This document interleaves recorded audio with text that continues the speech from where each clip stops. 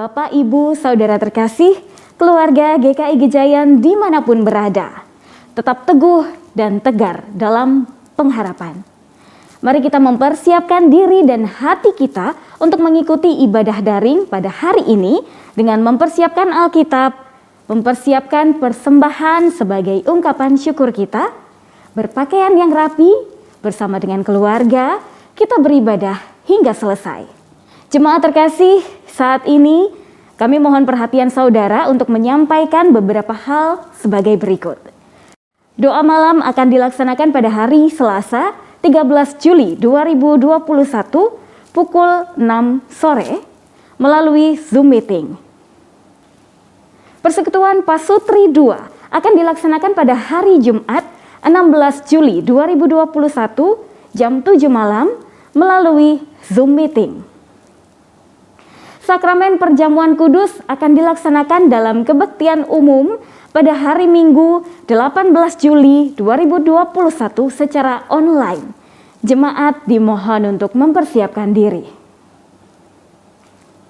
Berkaitan dengan PPKM darurat pemerintah, maka pelaksanaan sakramen baptis dewasa dan sidi yang semestinya akan dilaksanakan pada hari Sabtu 24 Juli 2021 akan diundur pada hari Sabtu 16 Oktober 2021 dan pada bulan November 2021. Calon peserta baptis dan sidi tanggal 24 Juli dapat memilih salah satu jadwal pelaksanaan baptis dan sidi tersebut. Majelis Jemaat memohon maaf untuk penundaan ini. GKI Gejayan mengajak Bapak, Ibu, Saudara, anggota Jemaat GKI Gejayan untuk melakukan doa bersama setiap hari pada jam 10 malam dari kediaman masing-masing. Kita bersama-sama mendoakan situasi pandemi COVID-19 yang terjadi di berbagai tempat di dunia ini dan di Indonesia khususnya. Berdoa untuk pemerintah dalam mengatasi situasi kondisi saat ini, juga bagi mereka yang terpapar, serta rumah sakit dan tenaga kesehatan yang melayani masyarakat.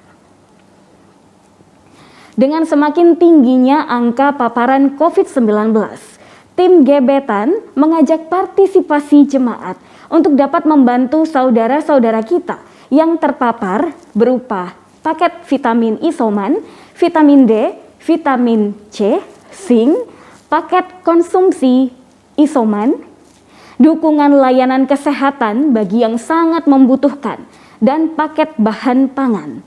Bagi jemaat yang rindu berbagi dapat berpartisipasi dalam bentuk barang maupun dana. Jemaat diharapkan melihat warta jemaat dan buletin tetulung secara lengkap dengan melihat akun dan link media sosial GKI Gejayan. Ibadah pada hari ini dengan tema ibadah misi gereja di tengah dunia beriak kebencian. Pelayan firman Pendeta Guratan Pamentasing Pragolaesa. Mari Bapak, Ibu, Saudara, kita masuk saat teduh.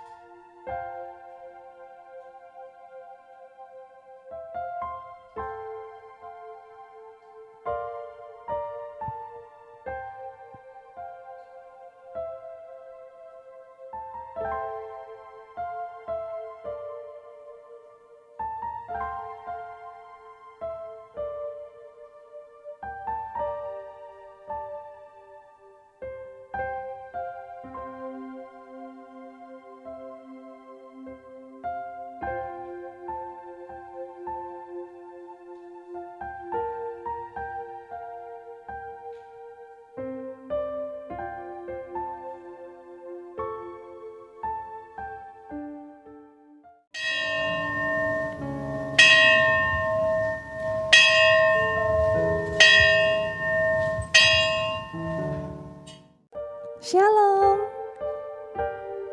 Shalom Bapak Ibu Saudaraku terkasih. Apa kabar?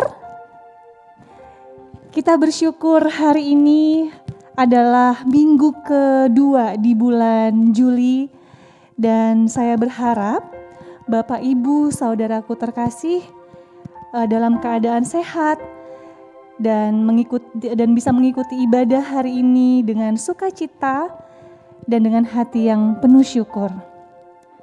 Mari, Bapak, Ibu, saudaraku terkasih, saat ini kita akan mempersiapkan hati kita lebih lagi untuk memuji Tuhan, meninggikan nama Tuhan Yesus yang berkuasa, yang Maha Kudus, Allah yang Maha Besar.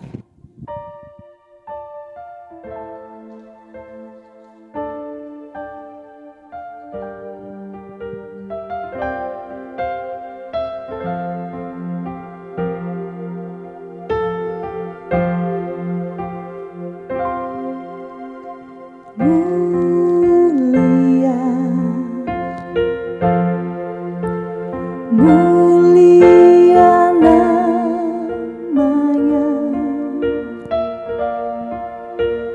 bagi Yesus, kemuliaan puji sembah.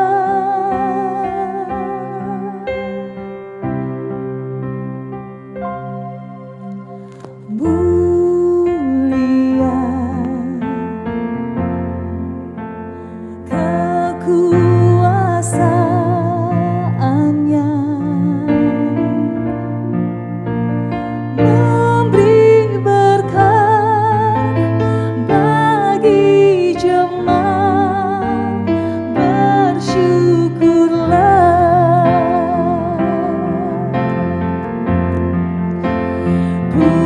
Pujilah, tinggikanlah Rajamu Yesus. Dialah selamanya Sang Raja benar.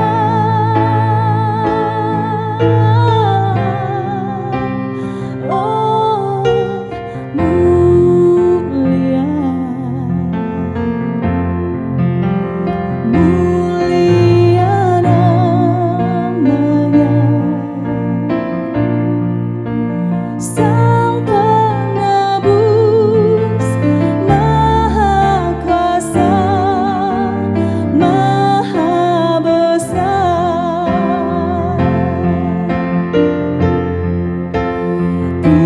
Pujilah, tinggikanlah Rajamu Yesus. Dialah selamanya Sang Raja benar.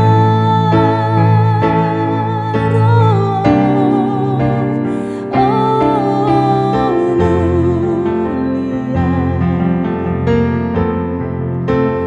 mulia namanya, Sang Penebus, Maha Kudus, Maha Besar.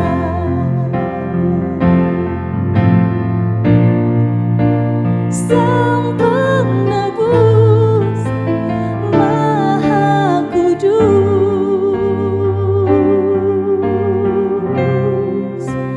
Maha Besar.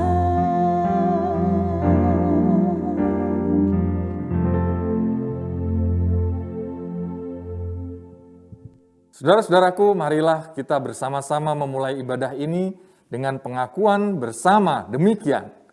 Pertolongan kita adalah di dalam nama Tuhan yang menjadikan langit dan bumi, yang kasih setianya tetap untuk selama-lamanya, yang memelihara umat manusia di tengah pergumulan dan goncangan kehidupan. Amin. Avenu Shalom Aleichem, Avenu Shalom Aleichem, Avenu Shalom Aleichem, Avenu Shalom, Shalom, Shalom Aleichem. Ku bawa berita sejahtera sejahtera. Ku bawa berita sejahtera, ku bawa berita sejahtera, ku bawa berita sejahtera.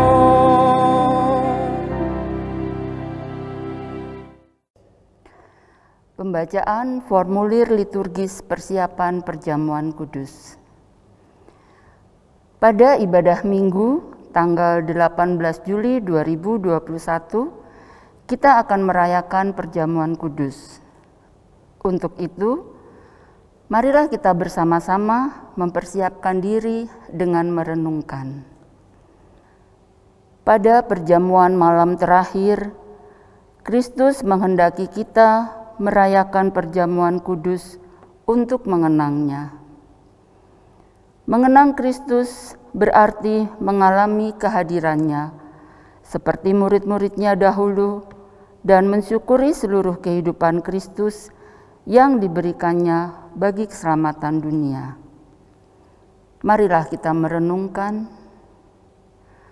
apakah kita benar-benar rindu untuk berjumpa secara pribadi dengan Kristus, untuk mengalami kasih, kuasa, dan kebenarannya yang memperbarui hidup kita? Apakah kita menghayati bahwa seluruh kehidupan dan karya Kristus terkait erat dengan kehidupan kita?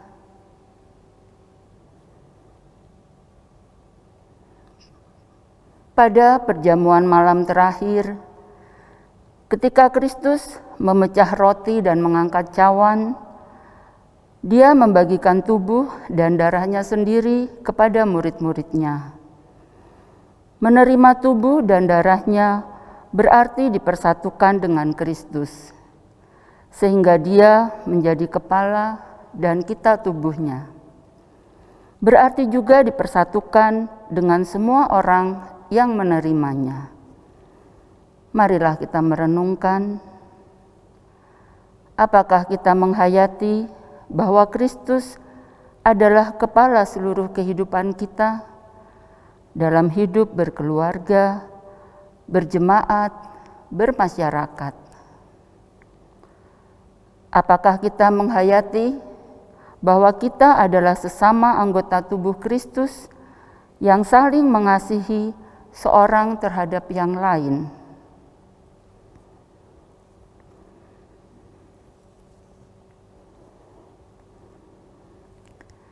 Kita pun dipersatukan dalam kematian dan kebangkitan Kristus, roti hidup yang dipecah-pecahkan bagi dunia ini.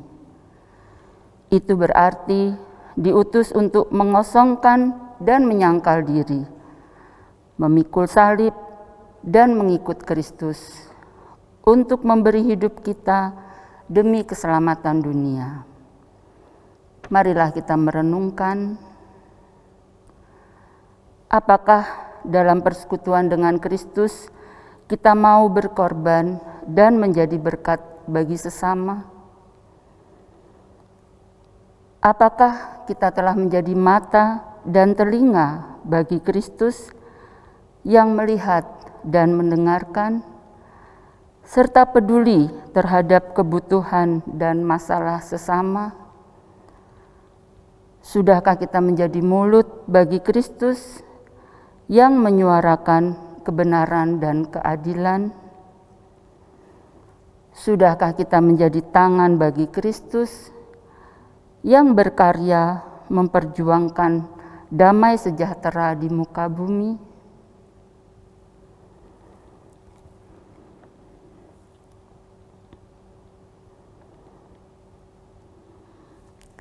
Kiranya Roh Kudus menolong kita semua dalam mempersiapkan diri untuk merayakan perjamuan kudus pada tanggal 18 Juli 2021. Tuhan Yesus memberkati. Bapak, Ibu, Saudaraku yang terkasih, tidak jarang dalam keseharian kita banyak hal yang kita lakukan yang terkadang kita sadari ataupun tidak kita sadari itu menyakiti hati Tuhan. Saat ini saya mau mengajak Bapak Ibu Saudaraku terkasih yang berada di rumah, yang sedang mengikuti kebaktian saat ini. Kita mau tutup mata. Kita mau membayangkan saat ini kita benar-benar sedang sujud di hadapan Tuhan untuk mengakui segala dosa dan kesalahan kita.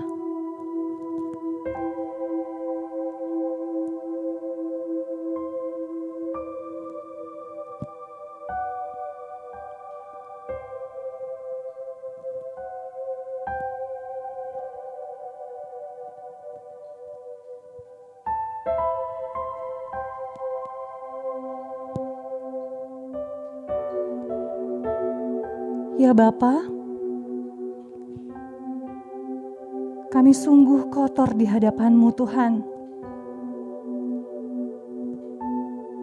Banyak hal yang sudah kami lakukan dalam hidup kami yang tidak seturut dengan kehendak Tuhan. Ampuni kami ya Bapa. Kasihanilah kami ya Bapa. Terima kasih buat pengampunan-Mu.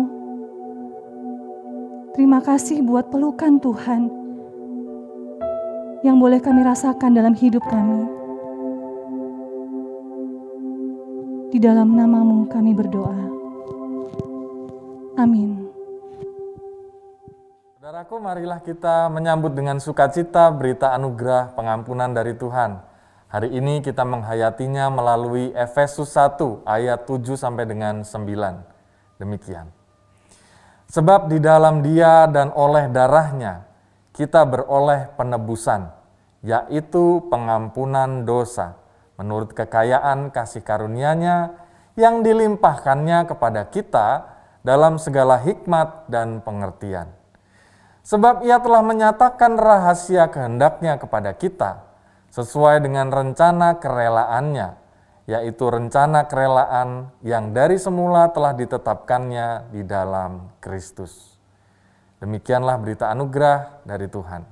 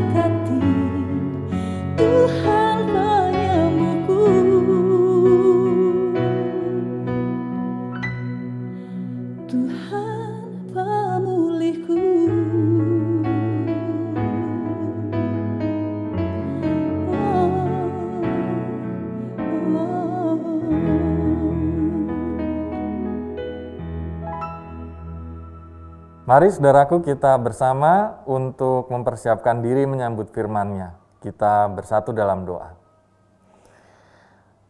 Tuhan, di hari-hari ini kami sungguh membutuhkan pertolongan-Mu. Sebab pergumulan yang masih terjadi dalam 2 tahun ini kami pergumulkan. Pandemi yang begitu panjang ini bahkan kami melihatnya semakin banyak orang yang terpapar dan terdampak. Mungkin juga kami di antaranya.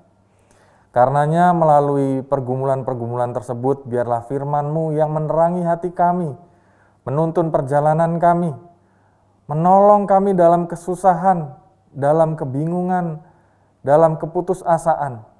Engkau yang mengangkat kami kembali untuk melihat harapan hidup yang nyata yang ada di dalam Kristus Tuhan. Karenanya bersabdalah ya Allah, kami siap untuk mendengar dan menjadi pelaku firman yang setia. Dan biarlah firman-Mu itu bukan hanya kami pahami, tetapi sungguh-sungguh kami lakukan dalam hidup sehari kami dengan sukacita. Kami mohon pertolongan Roh Kudus untuk mengajar dan menolong kami untuk melakukan firman-Mu itu, dan biarlah itu semua mendatangkan kemuliaan dan juga kesukaan di hati Allah. Hanya di dalam Kristus Tuhan, kasih sayang Allah Bapa dan pertolongan Roh Kudus kami berdoa dan memohon. Amin.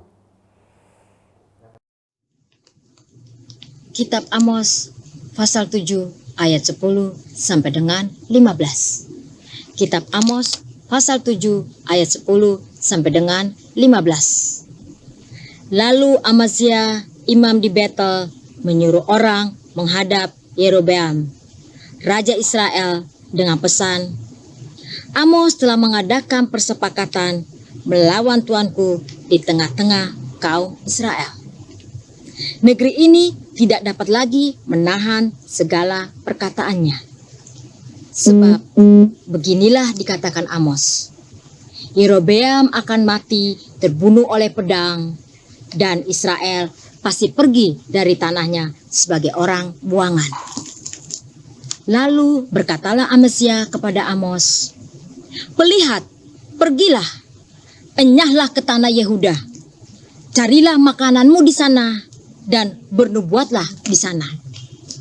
Tetapi jangan lagi bernubuat di Betel, sebab inilah tempat kudus raja, inilah bait suci kerajaan." Jawab Amos kepada Amazia, "Aku ini bukan nabi, dan aku ini tidak termasuk golongan nabi, melainkan aku ini seorang peternak dan pemungut buah hara hutan. Tetapi Tuhan mengambil aku dari pekerjaan mengiring kambing domba. Dan Tuhan berfirman kepadaku, pergilah, bernubuatlah terhadap umatku Israel." Demikianlah sabda Tuhan.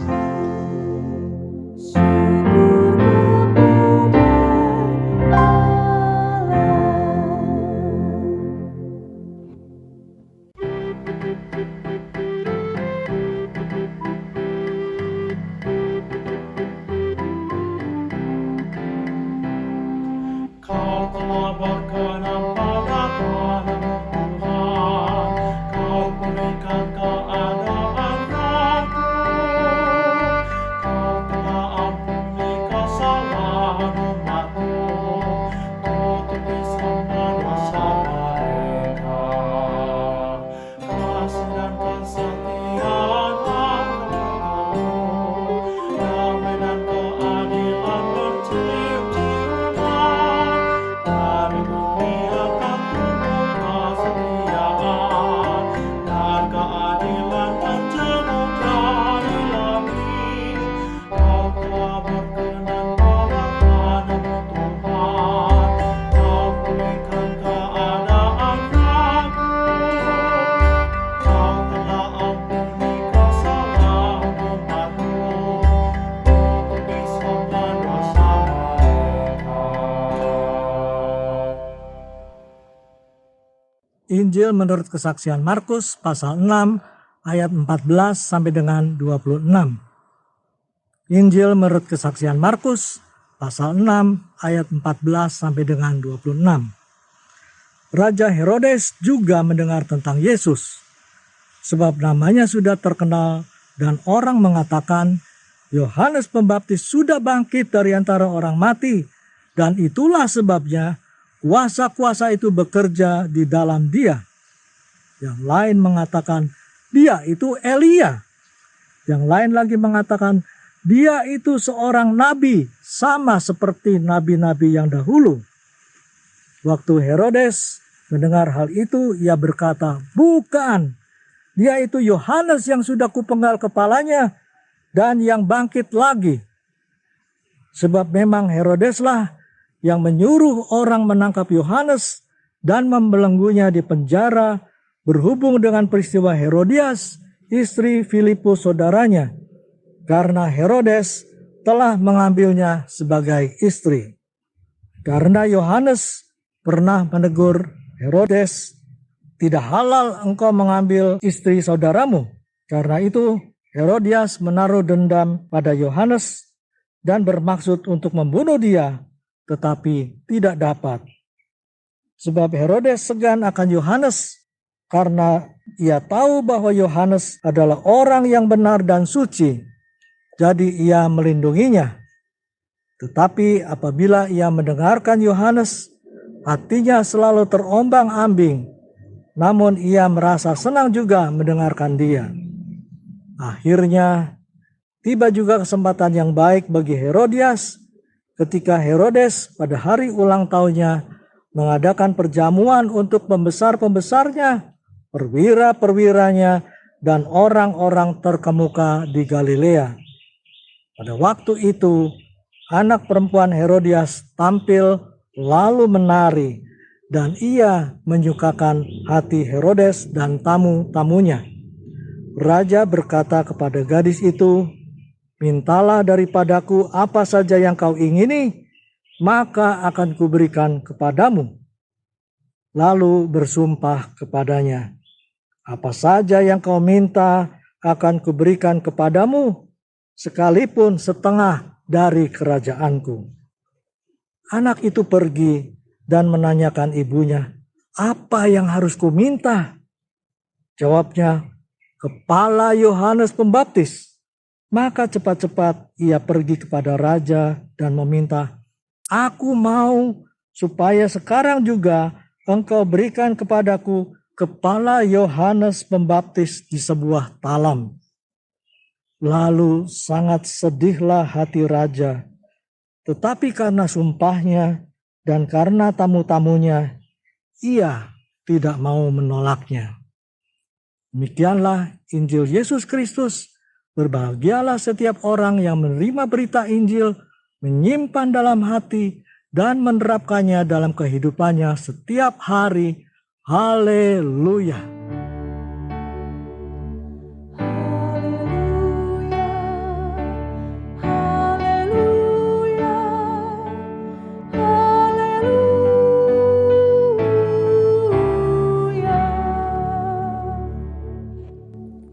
Shalom saudara-saudara yang terkasih. Saudaraku, pada hari ini kita membaca bagian firman Tuhan yang begitu menarik. Berbeda dari minggu-minggu biasanya, kita membaca tokoh-tokoh protagonis, Tuhan Yesus, para nabi, dan tokoh-tokoh yang lain, para rasul. Hari ini kita membaca bagian firman Tuhan menceritakan tentang tokoh antagonis. Siapa dia? Raja Herodes, rajanya orang Yahudi. Dan yang menarik dari kisahnya adalah dia pada saat itu sedang berulang tahun. Dalam bayangan kita tentu ulang tahun seorang raja adalah sebuah pesta yang begitu meriah, luar biasa. Kita bisa melihat bagaimana Raja Herodes mengundang para perwira, pejabat, pembesar, orang-orang yang penting dalam kehidupan Yahudi dan juga mungkin kepemimpinan Roma. Kita membayangkan jamuan yang dihidangkan luar biasa, makanan, minuman terbaik diberikan.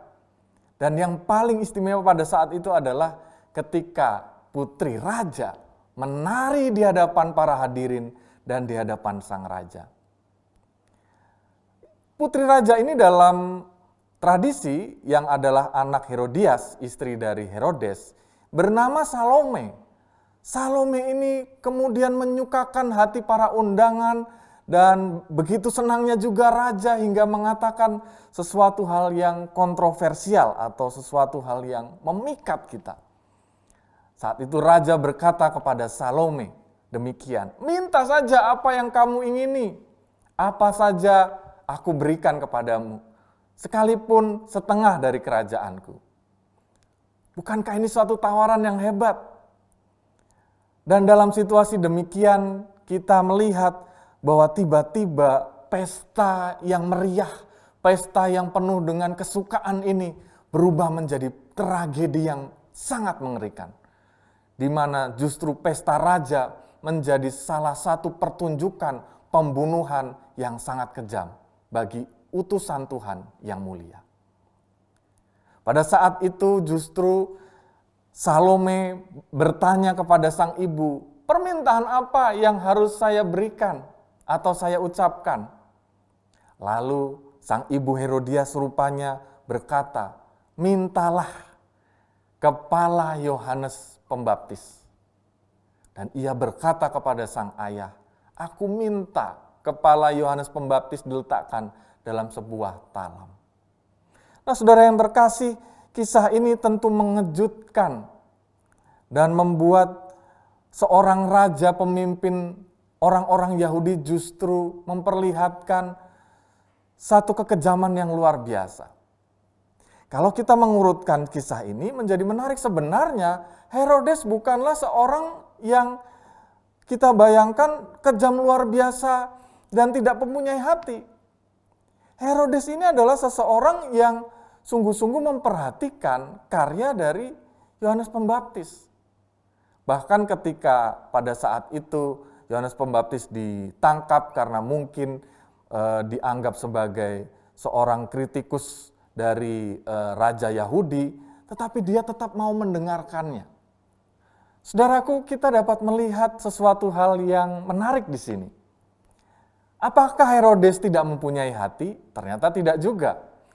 Kita dapat mempelajari dari kisah ini yang pertama dari profil Herodes adalah bahwa Herodes adalah seseorang yang mewakili banyak orang pada saat ini. Yang dibayang-bayangi oleh dua hal. Ada sesuatu yang baik di dalam nuraninya, ia mendengarkan nasihat Yohanes, ia menyukai perkataan-perkataan Yohanes Pembaptis. Dia melindungi Yohanes supaya tidak dibunuh oleh istrinya sendiri. Tetapi ada juga bagian yang ia biarkan berkembang di dalam batinnya. Sebab ia mengasihi istrinya dan membiarkan istrinya itu mengambil alih keputusan pada saat itu. Mengikuti kata-kata kebencian dan dendam dari sang istri. Sehingga antara dua pertimbangan ini rupa-rupanya Herodes memilih untuk membunuh nuraninya sendiri dan membuat mudah dirinya untuk membunuh orang lain meskipun itu bukan kemauan dirinya. Mengapa ia mau melakukannya? Kalau kita mencermati, tentulah ia malu menegakkan keadilan, ia malu mengingkari janji dan perkataannya sendiri di hadapan para perwira, orang-orang undangan terhormat, di hadapan istrinya sendiri. Dan rasa malu itu mengalahkan satu janji dan moralitas kepercayaan akan firman Tuhan yang diyakininya. Rupanya rasa malu itu mengatasi dari panggilan hatinya untuk menegakkan keadilan. Nah, saudara-saudara, dari kisah ini kita belajar sesuatu hal yang penting. Bahwa betapa penting menentukan pasangan hidup kita. Ada petuah mengatakan demikian. Di balik kesuksesan seorang pria atau wanita tentu, terdapat pasangannya, wanita atau pria yang hebat. Apa arti dari ungkapan ini? Artinya adalah bahwa pasangan kita akan menentukan seberapa baik dan berhasil hidup kita, atau seberapa jahat dan seberapa hancur hidup kita. Jika pasangan kita adalah seseorang yang dapat mempengaruhi kita untuk menjadi teman berbicara dalam hal-hal yang baik, tentu segelap apapun batin kita akan menjadi terpengaruh, menjadi baik pula. Tetapi sebaik apapun hati kita, jika pasangan kita adalah seorang yang penuh dengan kebencian, dendam, sakit hati, dan rencana-rencana yang jahat, maka kita pun juga akan terpengaruh di dalamnya. Bukankah firman Tuhan mengatakan dalam 1 Korintus 15 ayat 33 sampai 34, pergaulan yang buruk merusakkan kebiasaan yang baik. Kalau kita balik, pergaulan yang baik akan memulihkan kebiasaan yang buruk. Jadi bagaimana kita memilih pasangan hidup, teman hidup kita, rekan kerja, teman, lingkaran terdekat dalam hidup kita, itu akan berpengaruh dalam kehidupan dan perilaku kita. Itu akan berpengaruh bagaimana kita menghadirkan sesuatu di hadapan Allah dan sesama manusia. Pertanyaannya, bagaimana kita memilih orang-orang terdekat kita? Permasalahannya saudara, hari-hari ini banyak anak muda sekarang ini dikuasai oleh keinginan sesaat untuk memilih pasangan. Bahkan seringkali pasangan itu bukan menjadi partner yang memberi dampak positif, tetapi membelenggu diri. Dan itulah yang sering dinamakan oleh anak-anak zaman now itu sindrom bucin atau budak cinta. Mempunyai pasangan yang membuat dirinya dikuasai oleh kemauan pasangan. Nah, kita dapat melihat lengkapnya bucin ini seperti ini ya. Disebut budak cinta atau seseorang yang rela melakukan apapun agar tidak kehilangan pasangannya. Ngumpul selalu bareng teman pacarnya, selalu ikut dan tidak peduli tentang acara-acara lain, acara keluarga, pertemanan sebelumnya menjauh dan tidak pernah punya hubungan yang baik dengan sahabat-sahabatnya dulu. Dunia hanya terasa milik berdua, cepat banget kehabisan uang atau duit karena dipakai untuk memanjakan pacarnya. Pacarnya cuek sedikit, galaunya nangis sampai seharian. Ya. Nah, contohnya dapat kita lihat dalam meme berikut ini. Ada percakapan dalam masa pacaran antara pria dan wanita. Sang wanita berkata kepada pria, ya, katanya cinta, tapi nggak dibales, tapi nggak bales WA. Tuman, ya, tuman itu kebiasaan ya. Terlihat ditepuk pipinya pasangannya ini ya. Katanya kangen, tapi dari tadi chat cuma di read ya, cuma di read doang, tuman gitu ya. Nah, saudara, kita melihat ini adalah hubungan yang toksik, hubungan yang tidak sehat.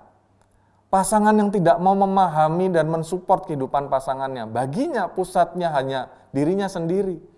Pasangan dipaksa untuk memperhatikan dirinya semata. Dan banyak orang yang sengaja memang mau diperbudak oleh cinta yang demikian. Padahal saudara, kita justru kehilangan kehidupan.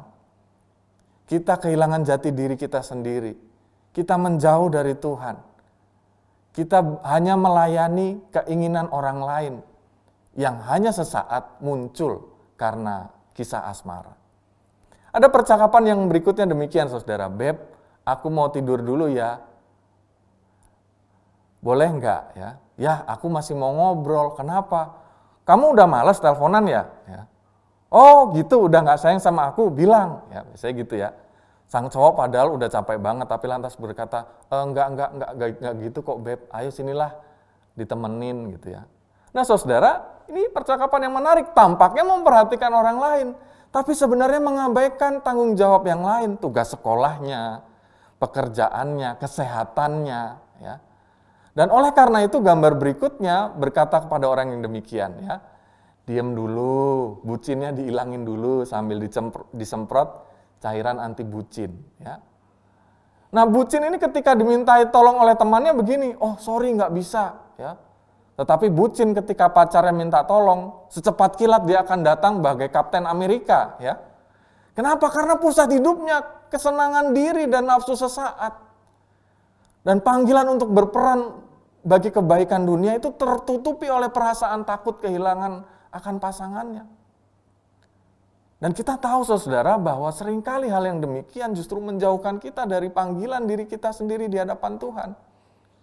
Tuhan memanggil diri kita untuk semesta ini, bukan untuk kenikmatan sesaat.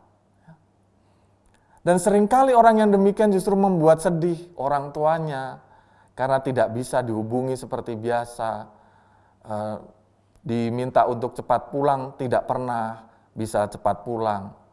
Dan orang yang demikian itu katanya harus minum pil anti bucin dulu, ya.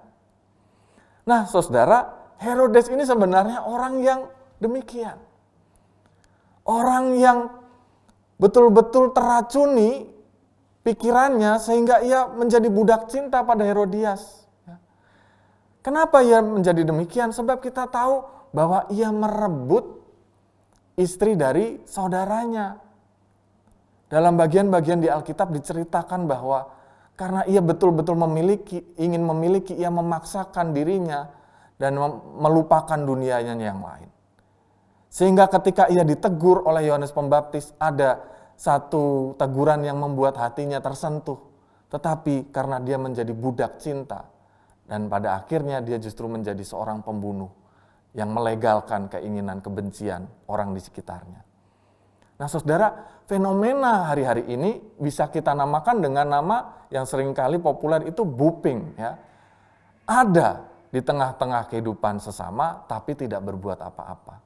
Abstain, golput, tidak melakukan apapun sebab dirinya terserap oleh sesuatu hal yang sedang dia gandrungi. Sehingga menjadi bystander, menjadi orang yang membiarkan ada kejahatan terjadi, ya silahkan. Ada orang yang membutuhkan, ya silahkan, saya tidak bisa melayani. Ya. Nah, saudara, dari tokoh yang kedua kita bisa melihat pembelajaran yang berharga juga. Mari kita lihat tokoh yang kedua ini adalah Herodias. Herodias ini sikap yang mewakili seseorang yang dikuasai oleh kebencian, dendam, sakit hati. Tersinggung jika ditegur. Baginya data, fakta, berita, informasi, bahkan firman Tuhan itu tidak ada artinya. Yang diikuti hanya opini pribadi semata, alhasil yang menjadi pelaku yang menebarkan kebencian, bahkan tak segan melakukan pembunuhan. Di zaman sekarang, sikap yang demikian ini sering dinamakan dengan sikap post-truth, bercampurnya antara realitas, data, fakta dengan fantasi manusia. Situasi di mana keyakinan dan perasaan lebih berpengaruh dalam pembentukan opini publik dibandingkan dengan fakta-fakta objektif firman Tuhan atau norma yang berlaku. Dan sikap yang seperti ini hari-hari ini muncul dengan ekspresi menebarkan hate speech. Berita-berita ketakutan, teror yang membuat orang lain ini betul-betul merasa dibenci, betul-betul merasa hilang harapan hidupnya. Kadang-kadang itu muncul bahkan melalui sharing-sharing sesuatu hal yang sepertinya bermanfaat, ya. Tetapi hanya berpihak pada pihak-pihak tertentu. Seperti kita tahu hari-hari ini, ya, kaum yang antisipatif corona dengan kaum yang anti masker, kaum konspirasi dan seterusnya, ya. Sudah tahu, sudah mendengar berita pandemi bahwa harus taat 5M, membatasi aktivitas, banyak di rumah. Tapi orang yang demikian ini responnya, corona itu cuma konspirasi. Jangan percaya, apalagi mau divaksin, nanti meninggal dunia. Buat apa takut corona, hidup mati itu di tangan Tuhan kok. Corona itu cuma rekayasa pemerintah, medis, media, makanya jangan takut, nggak usah pakai masker, ya. Nah, biasanya penganut hate speech ini anti terhadap pihak-pihak yang diutus oleh Tuhan untuk melakukan hal baik di dunia. Pemerintah, petugas, medis, ya, benci identitas yang lain yang berbeda dengan dirinya. Kita lihat ada salah satu kisah yang menarik. Misalnya di Garut beberapa waktu yang lalu, beberapa hari lalu beredar video yang mengkritik bahwa gereja di Garut itu mengadakan kerumunan peribadahan tanda ketidakadilan, ya. Lalu dia berkata, coba ini aparat ditegakkan, ya. Gereja dibuka untuk ibadah sementara tempat ibadah lain kok tidak, ya. Tidak adil. Nah, setelah dilakukan penyelidikan oleh kepolisian, rupanya keramaian yang dimaksud di sini adalah keramaian di mana gereja bukan sebagai tempat ibadah tetapi melakukan vaksinasi. Nah, ini adalah salah satu contoh ujaran kebencian tanpa menelusuri kebenaran yang ada. Dan membuat orang-orang dengan perbedaan agama itu semakin runcing situasinya, ya, semakin bisa saling berprasangka dan saling menyakiti, ya.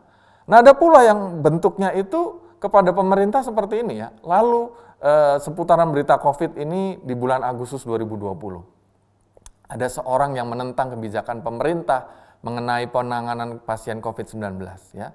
Diberitakan seorang perempuan pedagang pasar di Riau sengaja melumuri wajahnya dengan air liur jenazah COVID-19 ya. Lalu mencaci maki mengusir petugas saat dijemput ya. Karena ternyata dia dikatakan harus diperiksa tapi nggak mau gitu ya. Ternyata setelah diperiksa dan dia telah melakukan hal yang demikian, dia beserta dengan orang lain berjumlah 12 orang itu positif COVID-19 ya. Nah, masih ada banyak lain contoh-contoh hate speech ya. Kita ingat beberapa waktu yang lalu juga satu badan eksekutif mahasiswa dari sebuah universitas yang mengkritik presiden kita ya dengan sebutan-sebutan yang tidak layak. Tetapi yang menjadi pembelajaran yang berarti di sini saat itu Presiden Jokowi berkata bahwa itu kritik biasa. Sebab negara kita adalah negara demokrasi, yang perlu kita tumbuhkan itu budaya kesantunan dalam menyampaikan pendapat dan terus fokus dalam penanggulangan COVID-19. Ya. Nah, saudaraku, belajar dari sikap presiden yang demikian, kita sebagai anak-anak Tuhan juga dipanggil untuk menetralisir kebencian, menebarkan ujaran cinta kasih, kedamaian, persahabatan, persaudaraan, pengajaran, ya, dalam situasi-situasi yang demikian. Sehingga ketika ada pemberitaan tentang kebencian di tengah-tengah perbedaan identitas, kita justru menceritakan tentang persahabatan di dalam perbedaan identitas. Ketika ada berita yang hoax, berita kebencian terhadap pemerintah dan seterusnya tentang penanganan COVID-19, kita justru menjadi salah satu teladan yang menerapkan protokol dengan baik, yang memberitakan tentang info-info bagaimana orang yang menangani pasien COVID-19 di rumah, apa yang harus dilakukan jika kita sakit.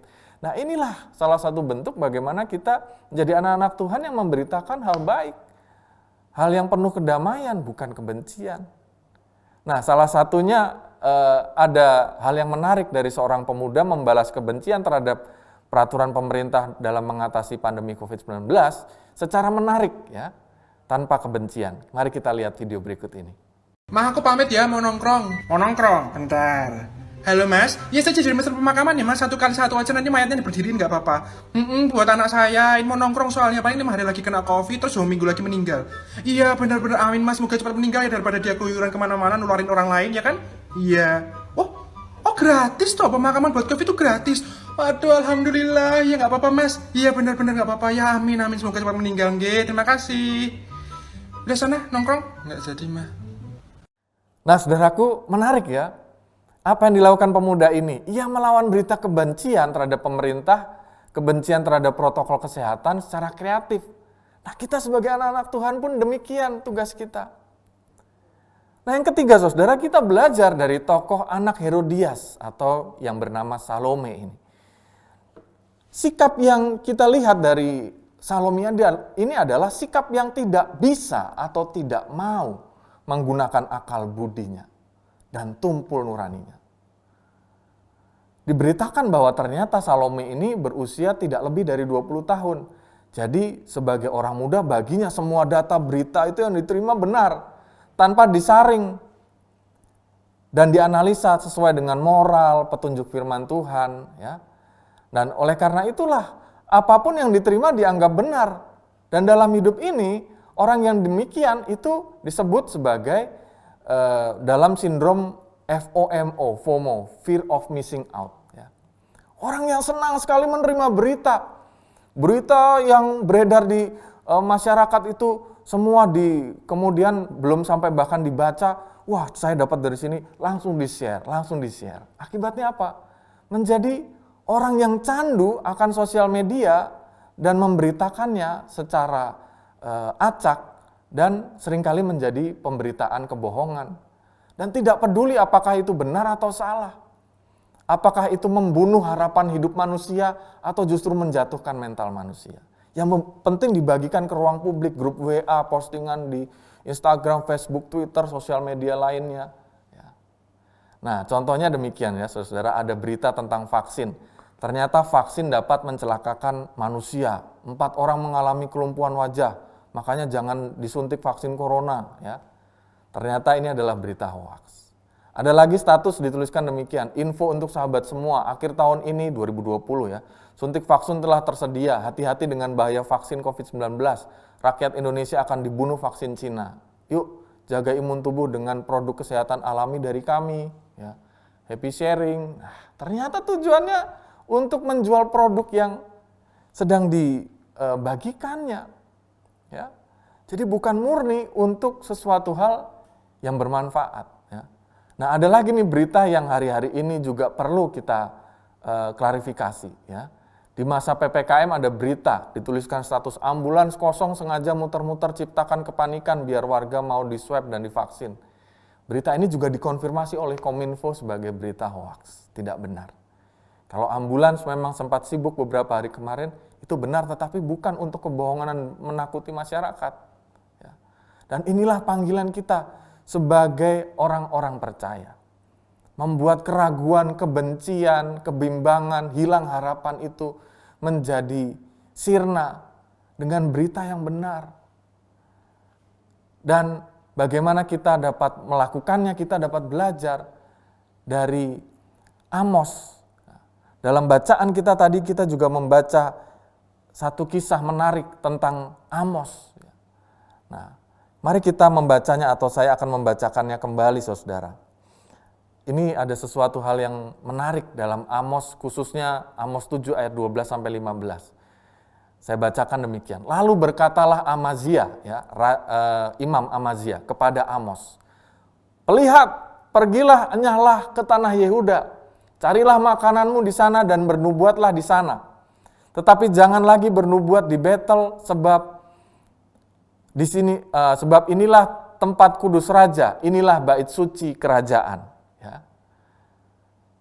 Jawab Amos kepada Amazia, aku ini bukan nabi dan aku ini tidak termasuk golongan nabi, melainkan aku ini seorang peternak dan pemungut buah arah hutan. Tetapi Tuhan memanggil aku dari pekerjaan menggiring kambing domba, dan Tuhan berfirman kepadaku, pergilah, bernubuatlah terhadap umatku Israel. Nah saudaraku, ini menarik, sebab pada saat itu kita melihat seorang imam mempergunakan jabatan kerohaniannya untuk menyingkirkan orang lain yang mengancam kenyamanan dirinya. Ternyata Imam Amazia pada saat itu sudah terlalu nyaman dengan kepemimpinan politik, karena pada saat itu pemimpin agama juga dijadikan salah satu unsur untuk pertimbangan bagi pemerintahan politik, dan karena kenyamanannya itu disebutkan oleh Amos supaya bertobat, supaya tidak mendapatkan hukuman dari Tuhan. Ya.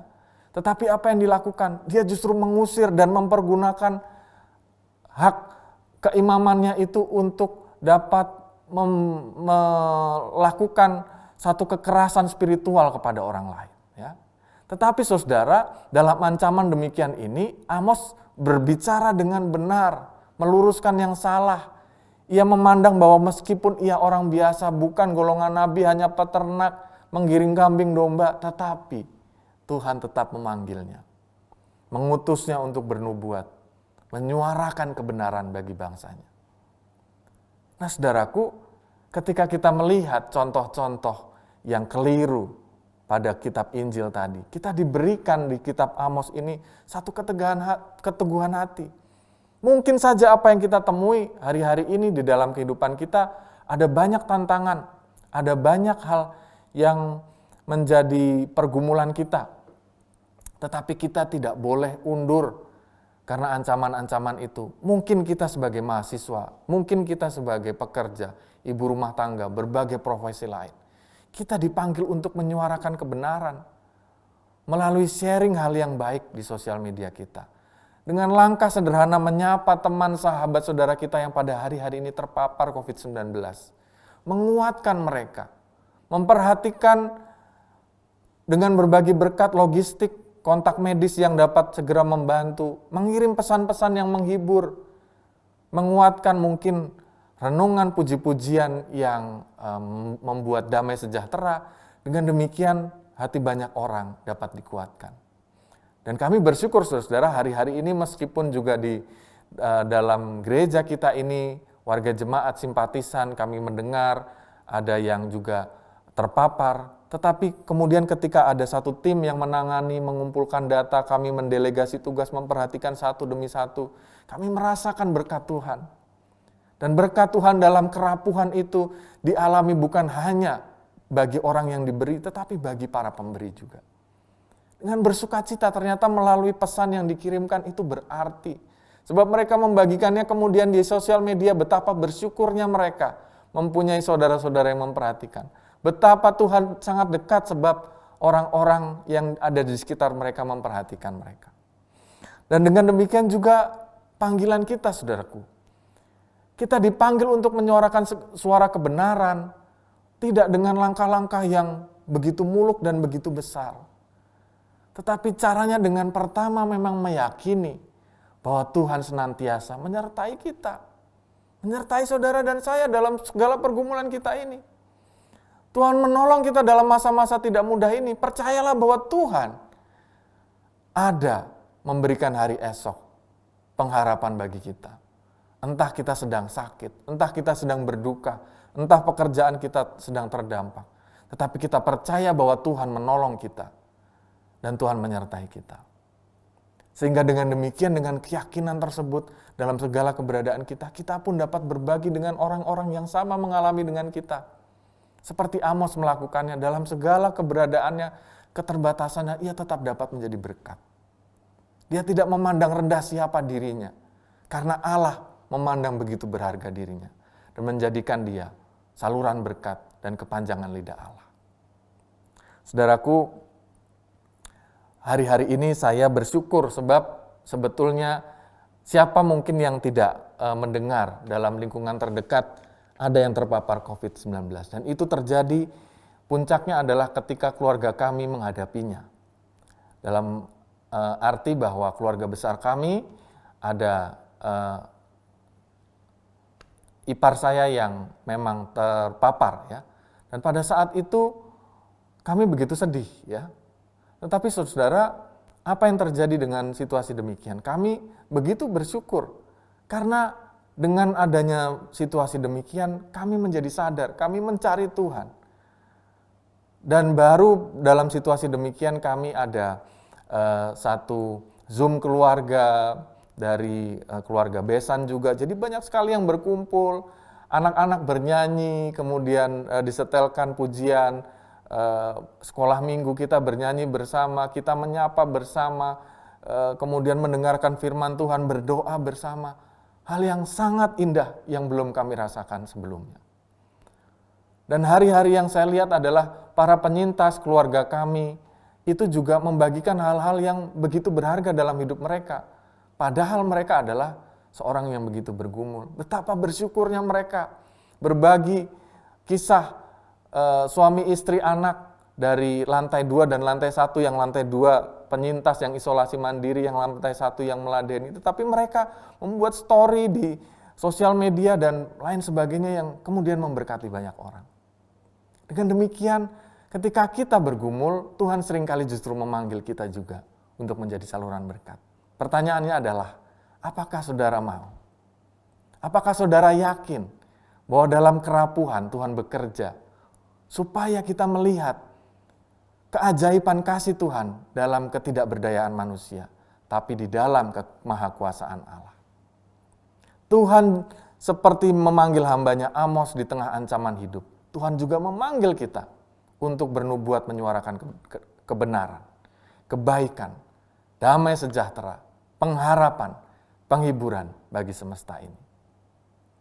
Apakah saudara mau menyambut panggilan Tuhan itu? Bagikanlah pengalaman kerapuhan manusia di dalam kemahakuasaan Allah. Jadilah saluran berkat dan suara kebenaran, pembasmi kebencian di dalam kehidupan kita. Di sanalah Tuhan memanggil kita. Tuhan memberkati, Tuhan memampukan kita, Tuhan melimpahkan berkat bagi kita, dan Tuhan menyelamatkan kita selalu. Selamat menjadi rekan kerja Tuhan di dunia ini. Amin. Saudaraku, marilah kita bersatu di dalam doa. Kita menaikkan syafaat kita bersama. Tuhan, pada hari-hari ini kami terus bergumul akan negeri ini bahkan dunia yang masih bersikap terhadap situasi pandemi ini. Pandemi yang begitu panjang ini membuat banyak orang merasa putus asa. Tetapi kami ingin beriman di hadapan Tuhan. Bersama-sama dengan Tuhan kami percaya bahwa dalam suka dan duka, dalam segala pergumulan, Engkau tetap menyertai kami, Engkau menolong kami, Engkau memberikan keselamatan bagi kami. Karena itu kami berdoa untuk mereka semua, saudara-saudara kami yang pada saat ini sakit, terkhusus sakit COVID-19 dan mungkin juga sakit yang lainnya. Kami berdoa supaya penanganan dari tim medis dan juga ketersediaan rumah sakit, alat-alat, oksigen, dan segala sesuatu yang dibutuhkan, Tuhan yang menyediakannya. Jika sebelumnya ada keterbatasan, Tuhan yang melimpahkannya. Dan biarlah banyak orang yang tertolong, dan kami melihat bahwa berangsur-angsur negeri kami dan dunia ini dapat mengantisipasi dan juga menanggulangi pandemi COVID-19 ini dengan semakin baik. Kami berdoa ya Tuhan untuk pemerintah kami, berikan hikmat kebijaksanaan dalam mengawal penanganan pandemi COVID-19 ini. Dari pemerintah pusat sampai ke daerah, berikanlah kekuatan, berikanlah hikmat dan pengertian supaya dapat memimpin dan juga mendistribusikan segala sesuatu yang dibutuhkan dari mulai kebutuhan medis dan juga kebutuhan ekonomi masyarakat dan lain sebagainya. Biarlah para pemimpin kami menjadi kepanjangan tangan Tuhan, wakil Tuhan di bumi. Dan juga kami berdoa supaya pemerintah kami dapat mengawal distribusi vaksin yang semakin merata dan semakin banyak. Pimpinlah masyarakat di Indonesia ini semakin percaya diri untuk menerima vaksin. Dan dengan demikian masyarakat semakin sehat dan kekebalan massal dapat semakin dekat untuk kami rasakan dan dapat terjadi di negeri kami. Tuhan, kami mau berdoa untuk kehidupan keluarga kami yang pada hari-hari ini juga terdampak dalam situasi pandemi ini. Keluarga yang bergumul dalam perihal ekonomi, dalam pekerjaannya, Tuhan yang menyediakan berkat. Keluarga yang bergumul dalam pendidikan anak-anak karena harus sekolah di rumah kembali. Tuhan yang juga membimbing anak-anak-Mu ini. Jadikanlah keluarga kami menjadi keluarga yang penuh dengan kasih mesra, dengan perhatian yang dapat kami bagi kami sekalian yang tetap harus membagi waktu sebagian di kantor maupun di rumah, juga tetap dapat membagi kasih sayang bersama dengan keluarga. Tuhan, kami mau berdoa untuk kehidupan bangsa ini yang terus bergumul juga dengan pergumulan-pergumulan lainnya. Pergumulan-pergumulan ekonomi, pergumulan soal pemulihan dari berbagai bencana yang dahulu telah terjadi di bumi ini dan terkhusus di Indonesia. Tuhan yang menolong supaya bagian-bagian dari berbagai tempat di Indonesia itu tetap dapat diperhatikan oleh pemerintah, dan saudara-saudara kami yang mengalami gempa di Malang, yang mengalami banjir di NTT, yang mengalami situasi konflik di Papua dan lain sebagainya, terus dapat memulihkan diri dari berbagai pergumulan yang mereka rasakan hari demi hari. Kami serahkan ya Allah doa yang jauh daripada sempurna ini di dalam pimpinan tangan Tuhan. Kami berdoa di dalam Kristus, kasih sayang Allah Bapa dan pertolongan Roh Kudus. Amin.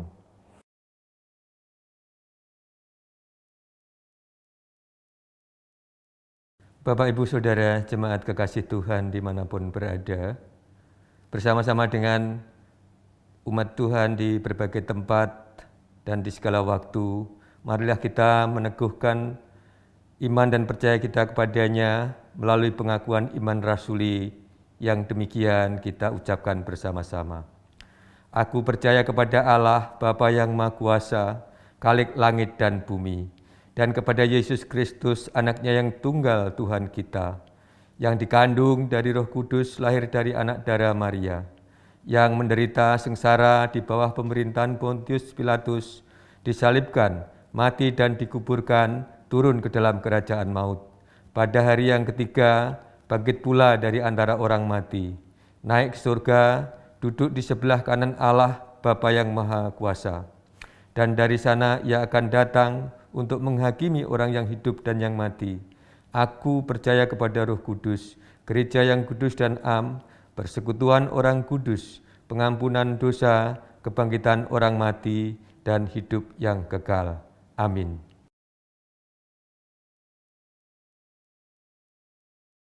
Bapak Ibu Jemaat kekasih Tuhan, pada kesempatan ibadah kali ini kita diberi kesempatan untuk membawa persembahan kepada Tuhan. Ayat yang mendasari persembahan kita terambil dari 1 Tawarikh pasal 29 ayat yang ke-14. Sebab siapakah aku ini dan siapakah bangsaku sehingga kami mampu memberikan persembahan sukarela seperti ini? Sebab daripadamulah segala-galanya dan dari tanganmu sendirilah persembahan yang kami berikan kepadamu. Mari kita memberikan persembahan kepada Tuhan.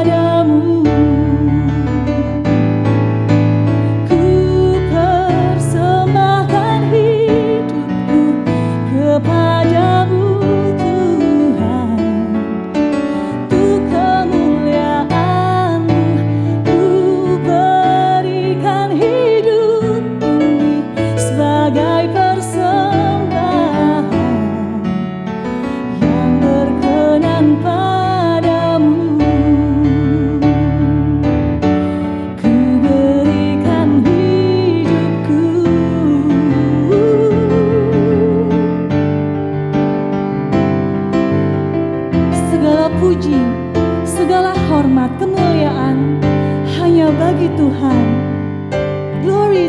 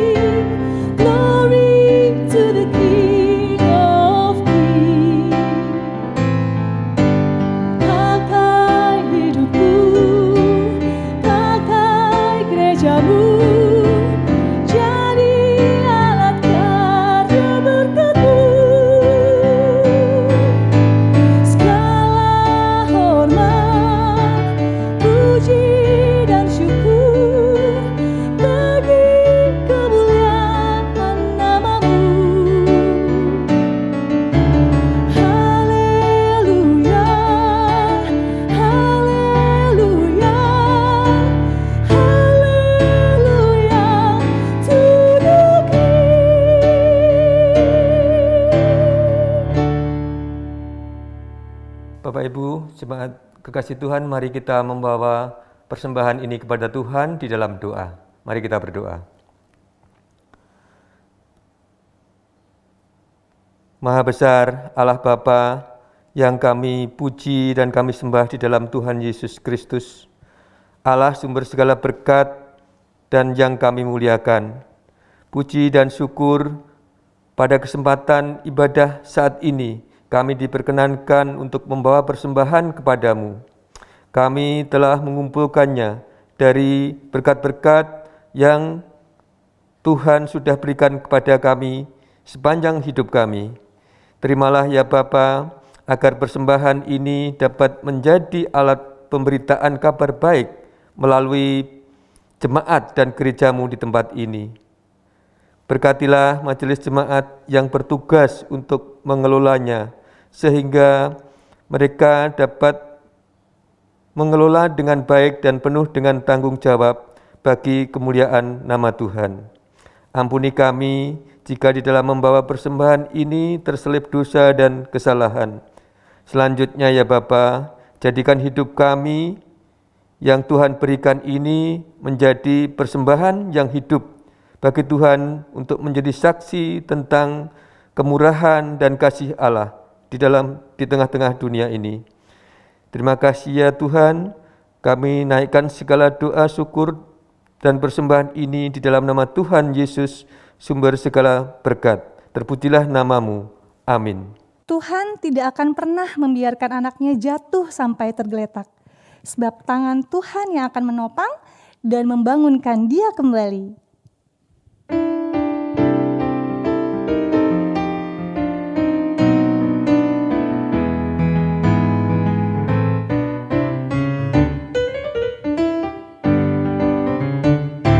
Jalan hidup orang benar diterangi oleh cahaya firman Tuhan. Jalan hidup orang benar semakin terang hingga rembang tengah hari. Apabila dia jatuh, tidaklah dibiarkan sampai tergeletak, sebab tangan Tuhan jua yang menopangnya dan membangunkan dia kembali.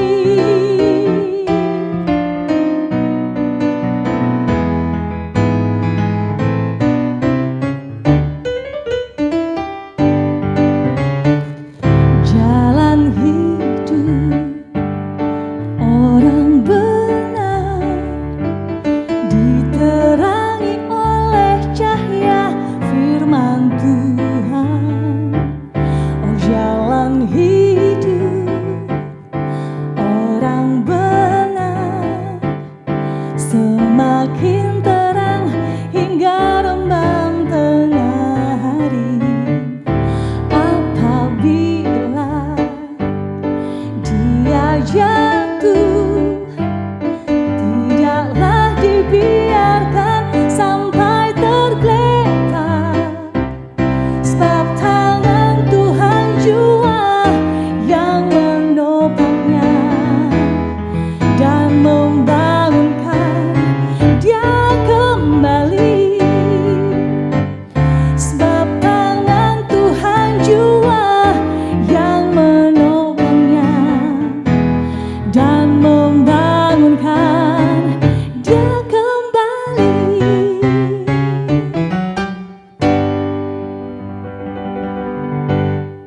Saudaraku, pulanglah di dalam damai sejahtera Tuhan. Jadilah saksi Tuhan dimanapun saudara berada dan terimalah berkat Tuhan.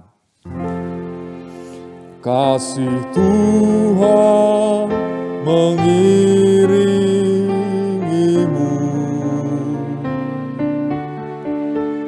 dan sayapnya melindungimu.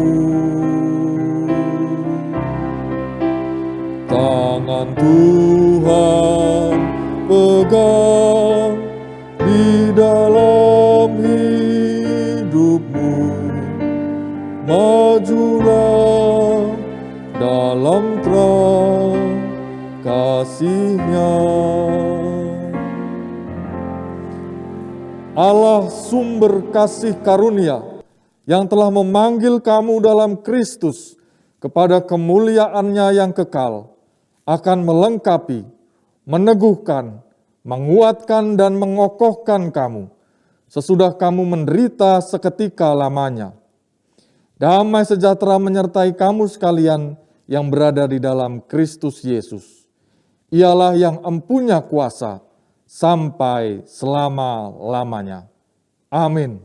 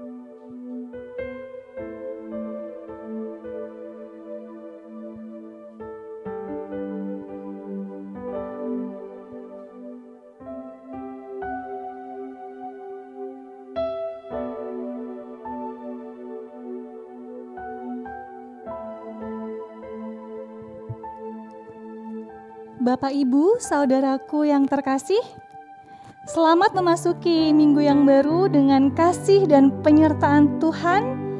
Tetap sehat, tetap di rumah, tetap menjaga protokol kesehatan. Tuhan Yesus memberkati.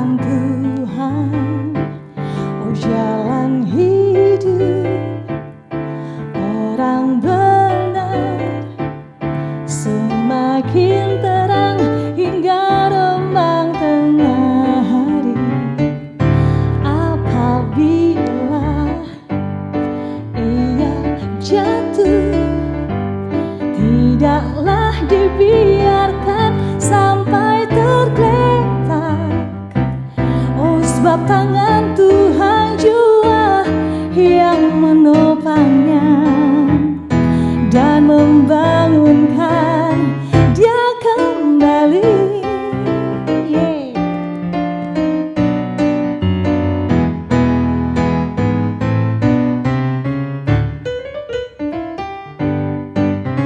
Oh, jalan hidup